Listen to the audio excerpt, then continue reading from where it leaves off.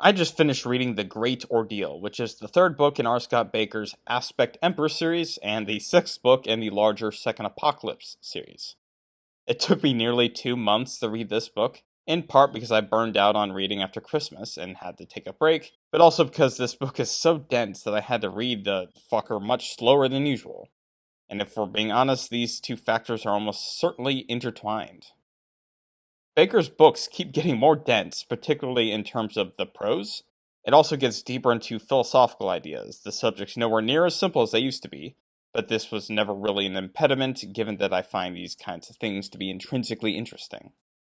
Either way, I read this one very slow, and I imagine that the last book will be another slog like this one.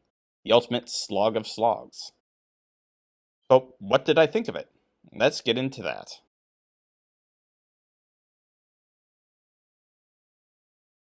Because I mentioned the prose above, I figure I should cover that first. The prose, especially during certain climactic scenes, seems to be less clear than before, and a lot of his descriptions are very metaphorical. In many cases, this is a good thing. Some of his descriptions are quite amazing, evoking disturbing imagery. Here's a good sample. The riders gazed out over the thronging twisted miles, countless figures packed in orgiastic proximity, worm pale and screeching. To the sweeping eye, it shivered for lunatic motion and detail. A world of depraved maggots, at once larval and frantic, trawled across the contours of a dead and blasted plain. To the eye that darted, it horrified for images of licentious fury, shrank like hairless cats spitting and wailing, nude figures kicking across the ground, rutting, scratching, and scratching at the earth plowed into fecal desolation. Descriptions like these are littered throughout the story, and they are delicious to the eyes. Some are also really funny in a certain macabre manner, and not at the expense of the writing either. I can't get over his description as rank as fish-skinned beasts.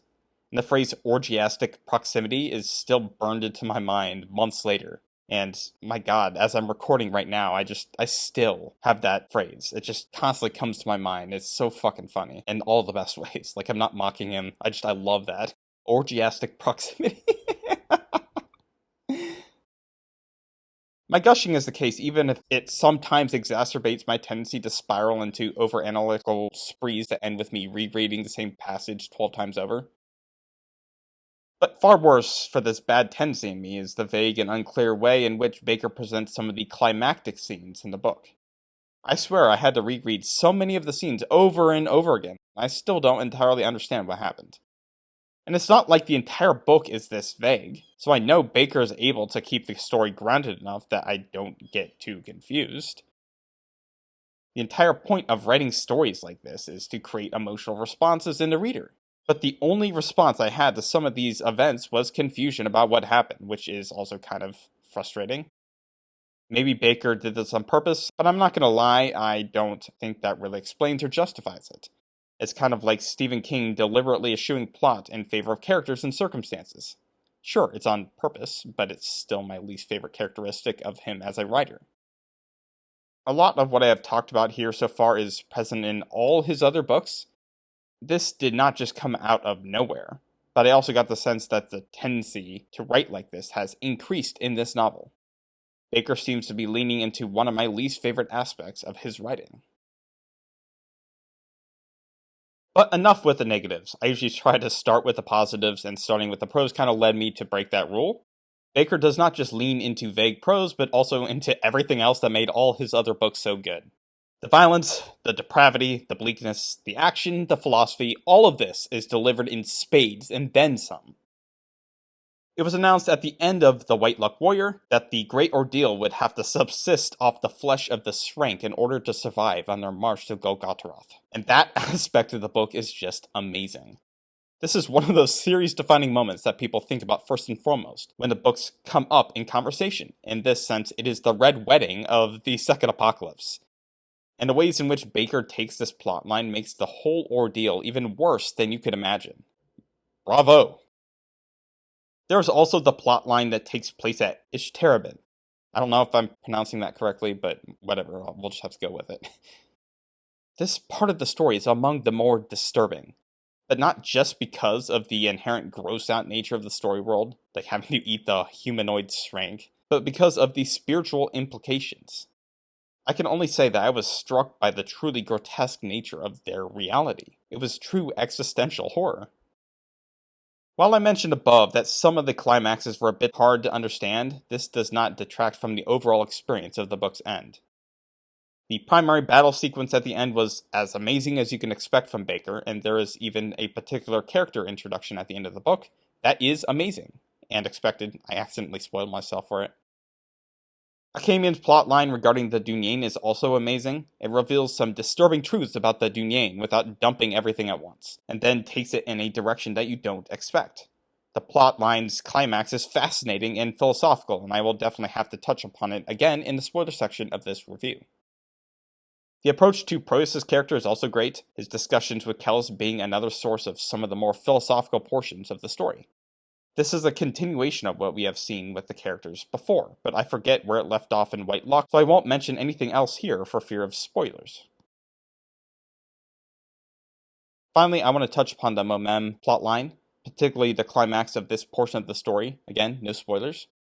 I'm not gonna lie, I kind of thought this portion read a bit like a first draft, rather than something polished. The story also felt like it was in the realm between relevant and irrelevant in many places, where Bakker should have massively expanded on some sections or cut them entirely. I think I mentioned this in a previous book review, so nothing seems to have changed going into this next book. I also sat on the climax of the Momem storyline for a day before finishing the rest of the book, and my attitude kind of changed over time. I was kind of negative for the whole book after reading this part.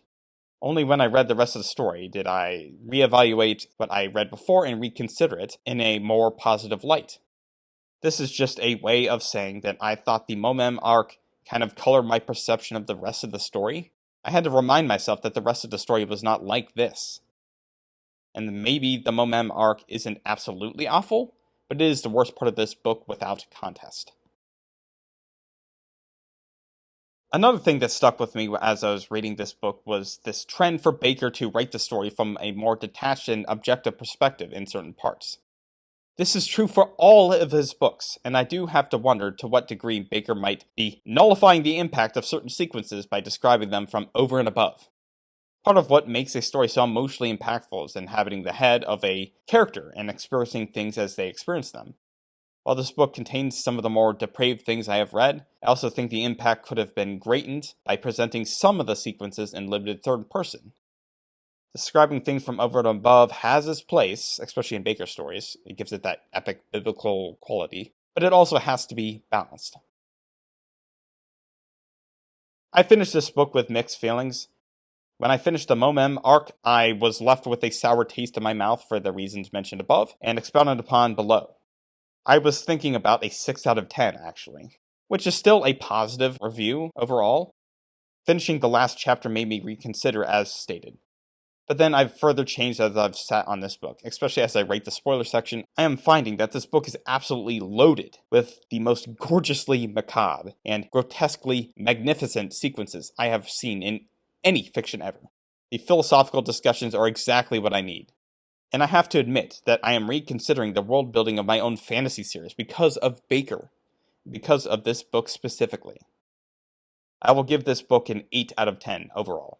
I can't give it the 9 that White Luck received for the problems of prose and the execution, especially glaring, in the Momem arc, but the positives are heavily weighted.